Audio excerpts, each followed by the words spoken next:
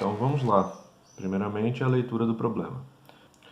Um corpo se movimenta sobre a trajetória retilínea da figura, obedecendo a função horária S igual a menos 4 mais 2 vezes T, no Sistema Internacional de Unidades. Qual o instante em que ele passa pelo ponto A?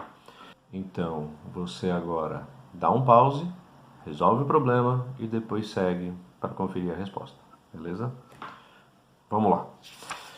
Então, a primeira coisa que a gente faz é determinar qual é a pergunta. E a pergunta é qual o tempo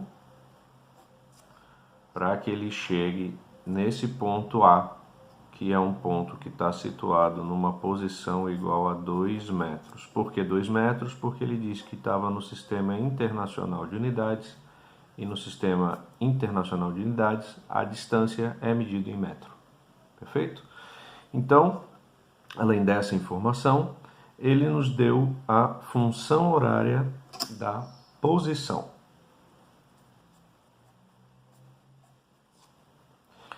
O que é essa função horária da posição? É uma equação que relaciona posição, velocidade e tempo. Como assim? Bom, você precisa lembrar que S0 é a posição inicial e aqui, nesse exemplo, ele diz que é 4, né? Menos 4 metros, ou seja, o corpo saiu dessa posição aqui é a posição inicial dela.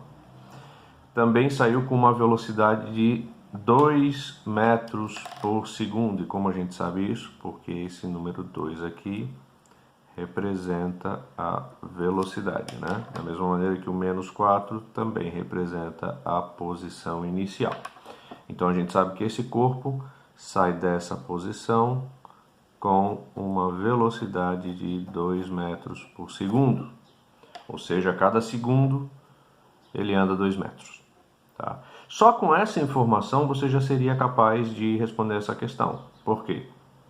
Se a cada 2 metros passa um segundo, de menos 4 para menos 2 passou um segundo, de menos 2 para 0 passou um segundo, e de 0 a 2 passou outro segundo. Por que eu posso garantir isso? Porque a gente está falando de um movimento retilíneo e uniforme, que caracteriza que a velocidade é constante, ela não muda. Então, a gente já sabe que no ponto A, né,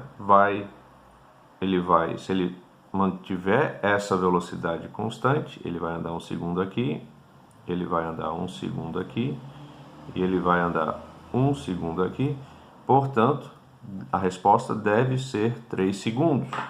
Veja, estou resolvendo esse problema sem necessariamente usar o formalismo. É só a ideia do que é velocidade e do que o problema apresentou.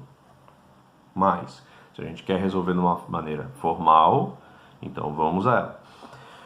Se eu quero saber qual é o tempo para ele estar numa determinada posição, é a função horária que vai determinar isso.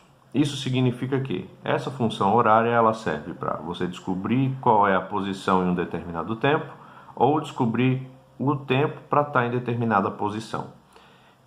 Como aqui a pergunta é qual o tempo, certo? Então eu vou relacionar a posição com o tempo. Então, na posição de 2 metros, que é a posição final dela, no ponto A, isso vai ser igual a menos 4 mais 2 vezes T. Menos 4 passa para o outro lado, fica mais 4. Se eu só rearranjar essa equação, vai ficar assim. T é igual a 6 dividido por 2, e isso dá 3 segundos. Confere? Então, formalmente e pela ideia do que é uma velocidade constante, veja, velocidade constante, ela não muda, ela é sempre igual ao longo do tempo. Você consegue resolver a questão. E aí, acertou? Deixa aí nos comentários. Valeu e até a próxima.